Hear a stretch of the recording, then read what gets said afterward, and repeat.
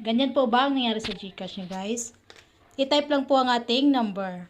Ang nakalagay po sa taas, your account even more secure. Para po secure po ang ating GCash number.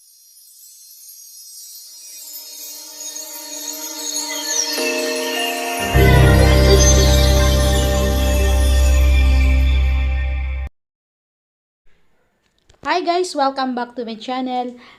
Guys, ganito din po ba ang nangyari sa GCash nyo? Pag-open nyo po sa GCash,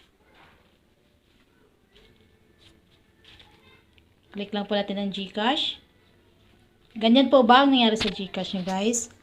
I-type lang po ang ating number. Ang nakalagay po sa taas, your account even more secure. Para po secure po ang ating GCash number.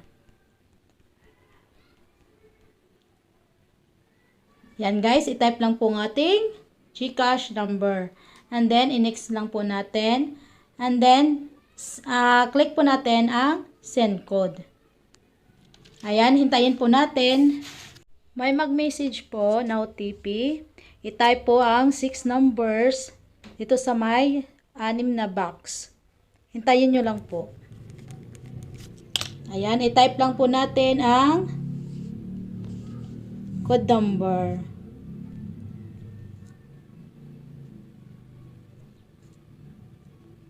Ayan. And then, GCash would like to know your location. Sige, okay. And then, okay na po yan.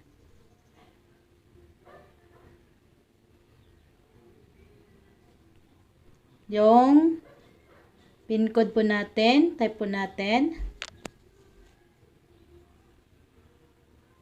Ganyan lang po guys, discover. Yay! Okay na po siya guys, mabilis lang po siya guys. Ganun lang po, kasimple po. Pag-open po natin sa ating GCash. That's all. Thank you! Kung nagustuhan niyo po ang video ito, do subscribe my channel. Please like, comment, and subscribe my channel, Yornis Vlog. Thank you so much. Bye-bye.